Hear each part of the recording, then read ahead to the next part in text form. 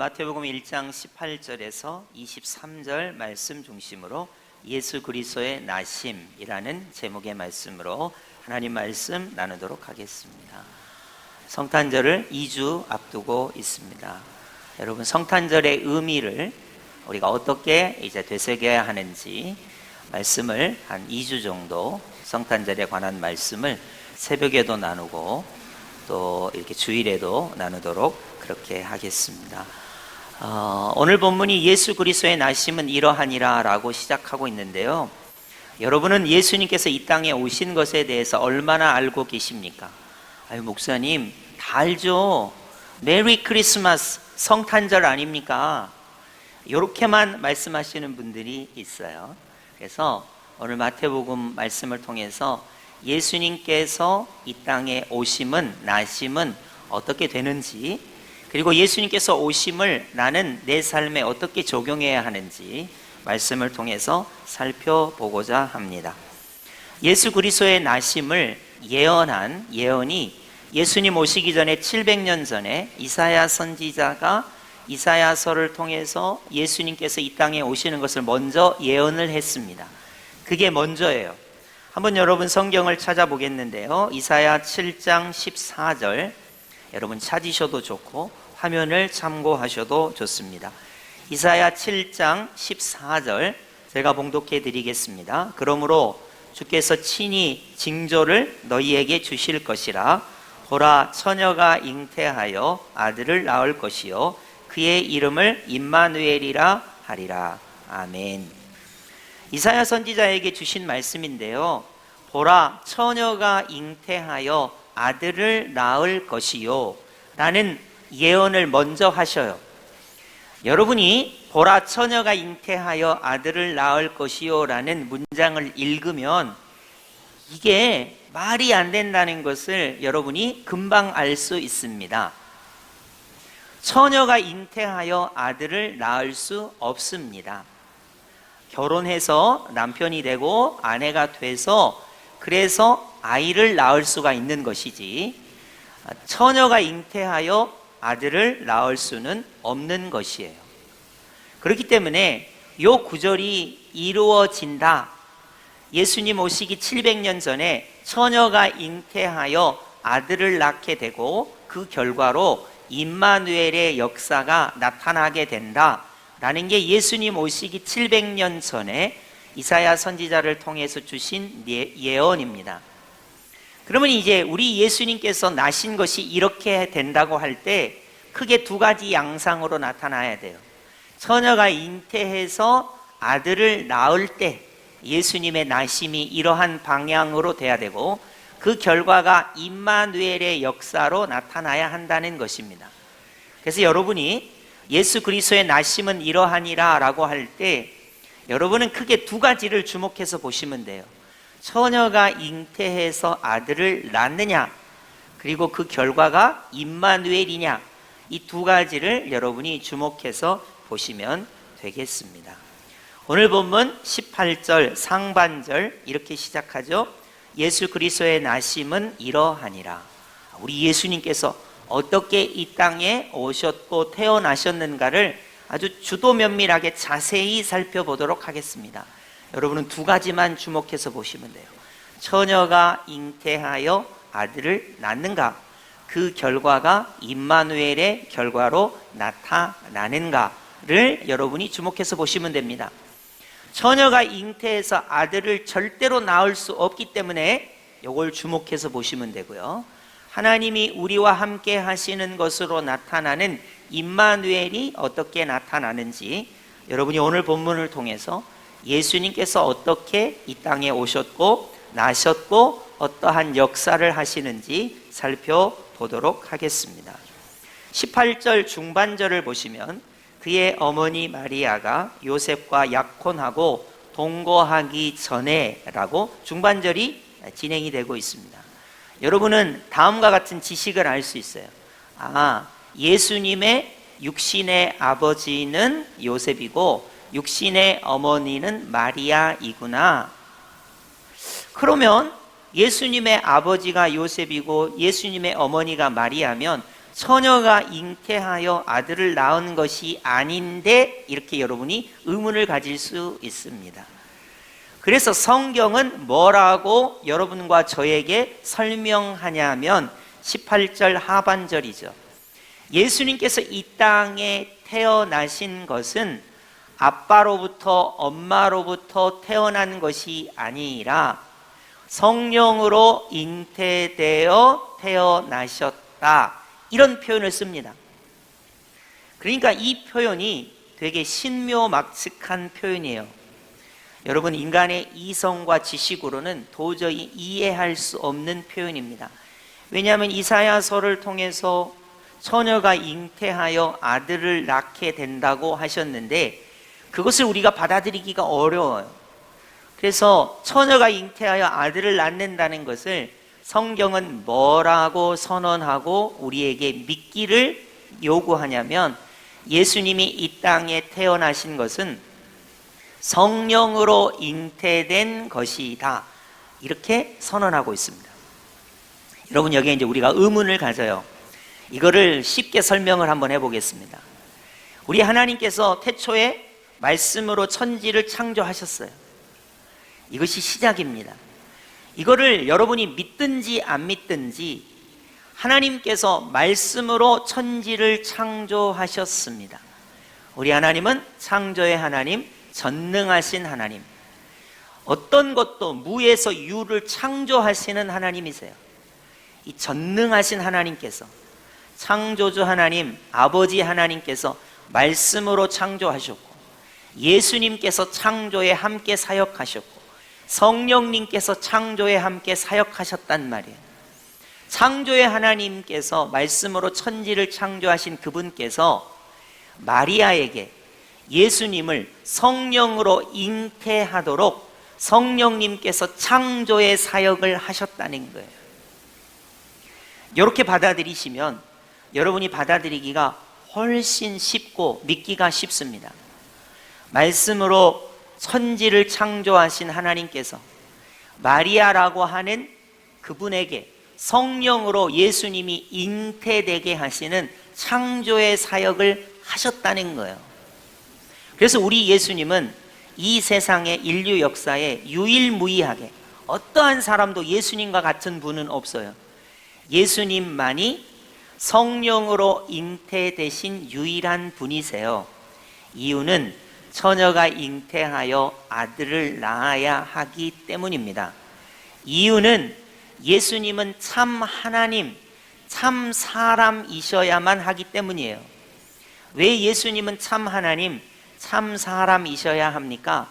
죄의 오염이 전혀 없으셔야 돼요.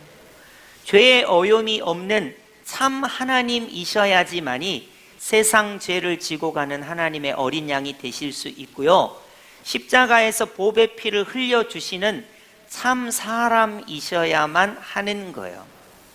그래서 여러분, 성경은 굳이 사람들이 믿기 힘들지만 처녀가 잉태하여 아들을 낳으리라는 표현을 성령으로 잉태되신 예수님이라고 설명하고 있는 거예요. 이것을 여러분이 믿을 때 다음과 같은 논리로 믿으시면 쉬워요. 성부 하나님, 성자 예수님, 성령 하나님께서 말씀으로 천지를 창조하신 창조의 하나님께서 성령으로 예수님이 잉태되게 하셨다.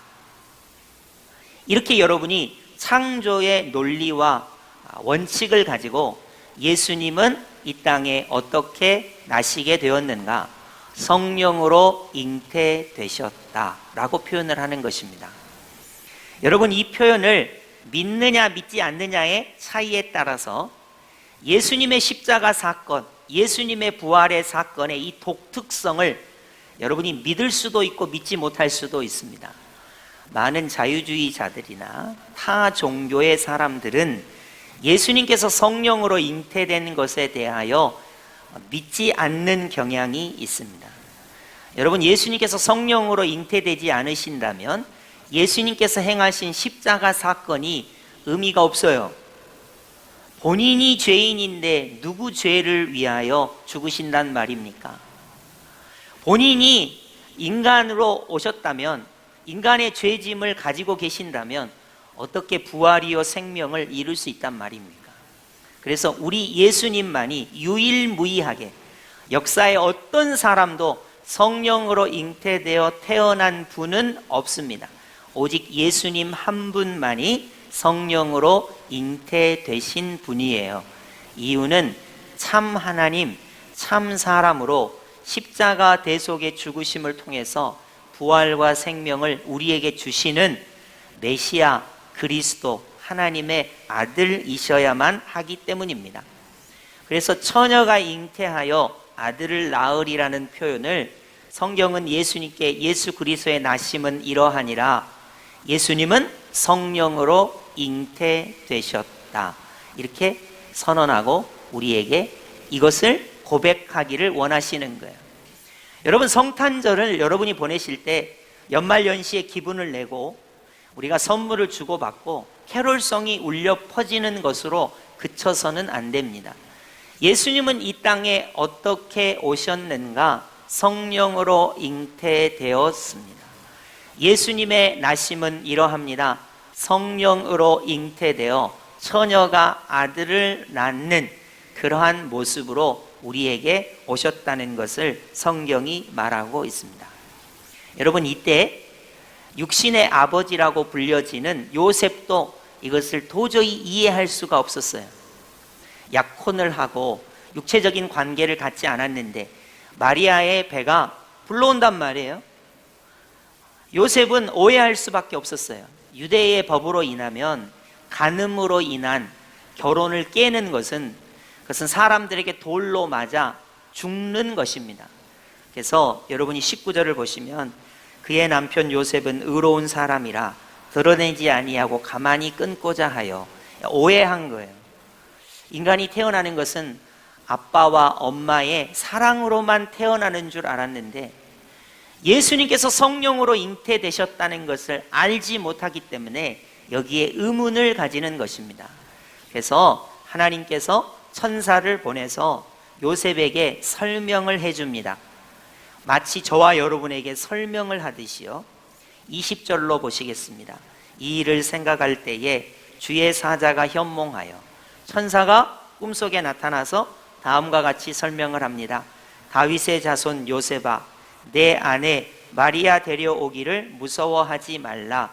그에게 잉태된 자는 예수님은 성령으로 잉태된 것이기 때문에 간음이 아니고 돌에 맞아 죽을 일이 아니고 예수님은 성령으로 잉태된 것이라고 요셉에게 설명을 해주고 있어요.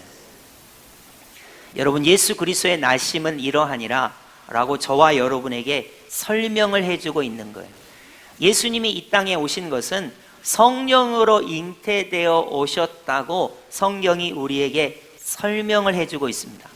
어른이 된 저와 여러분은 이것을 성령으로 잉태된 일이 이 세상에 전혀 없어요.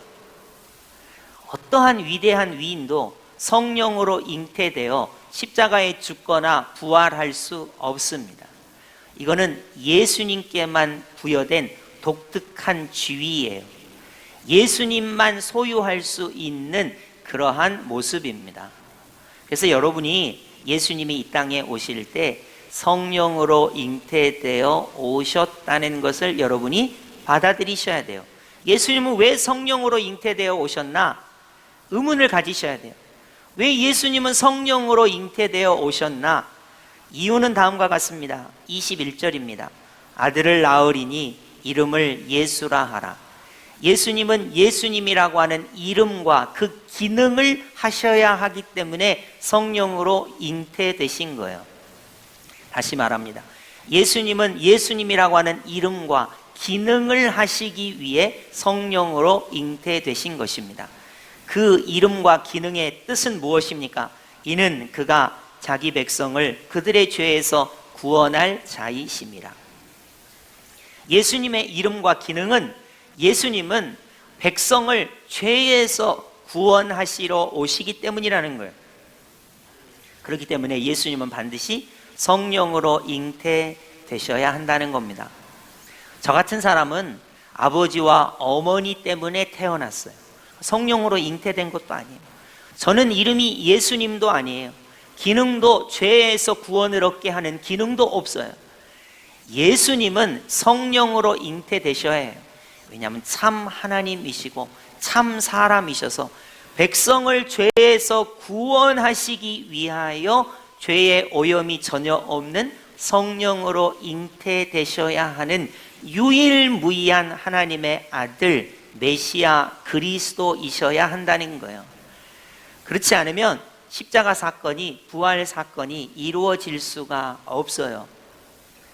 제가 십자가에 1000번을 죽어도 나는 내 죄 문제를 해결할 수 없기 때문에, 죄의 오염이 돼 있기 때문에 제가 십자가를 진들 의미가 없어요. 저는 부활이고 생명이 아니기 때문에, 부활도 아니고 생명이 아니기 때문에 십자가에 죽는다 하더라도 다시 살아날 수가 없는 거예요.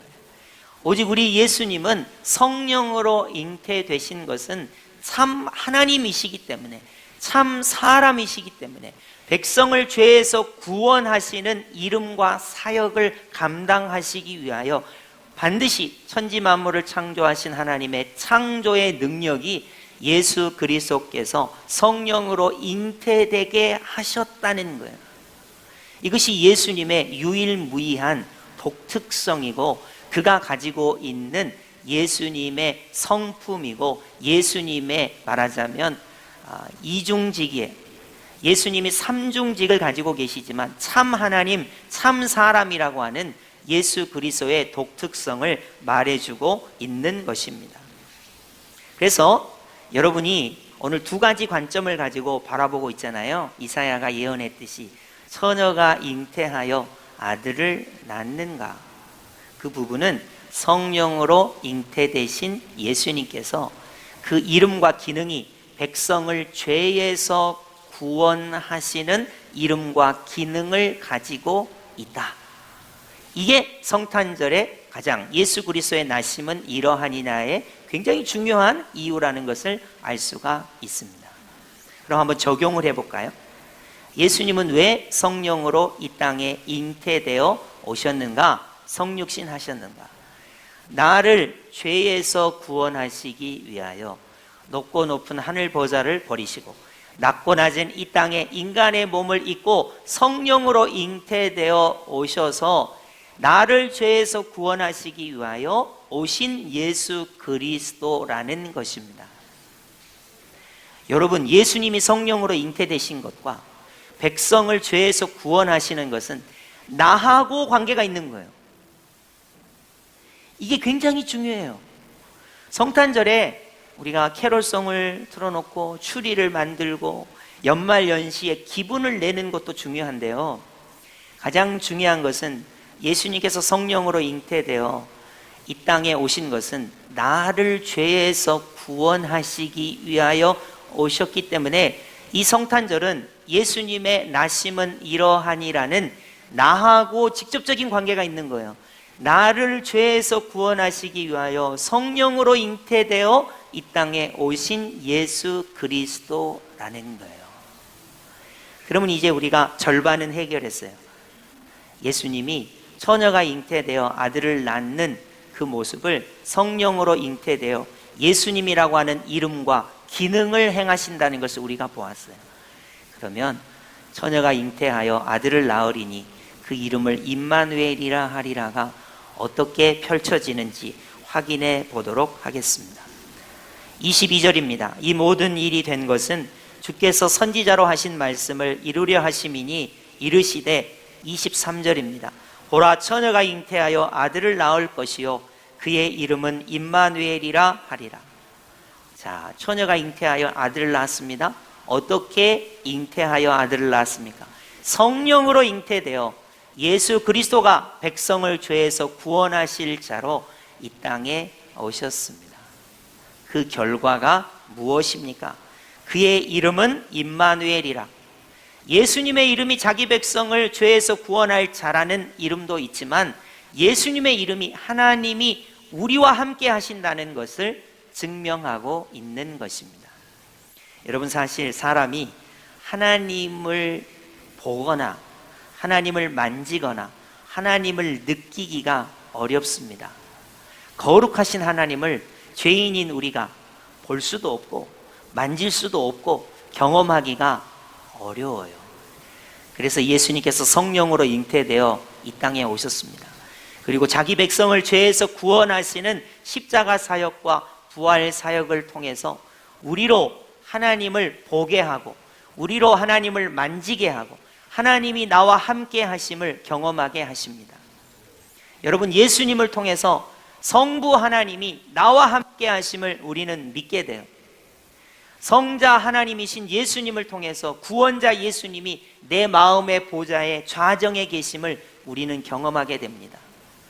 성령 하나님을 통해서 성부 하나님을 믿고 성자 하나님이신 예수님을 믿게 되고 성령의 교통하심이 우리 안에 충만하게 되는 거예요. 물론 여러분이 물질 때문에, 건강 때문에, 사람의 관계 때문에, 여러분이 겪는 어려움 때문에 하나님이 나와 함께 하신다는 것을 잘 모를 수는 있어요.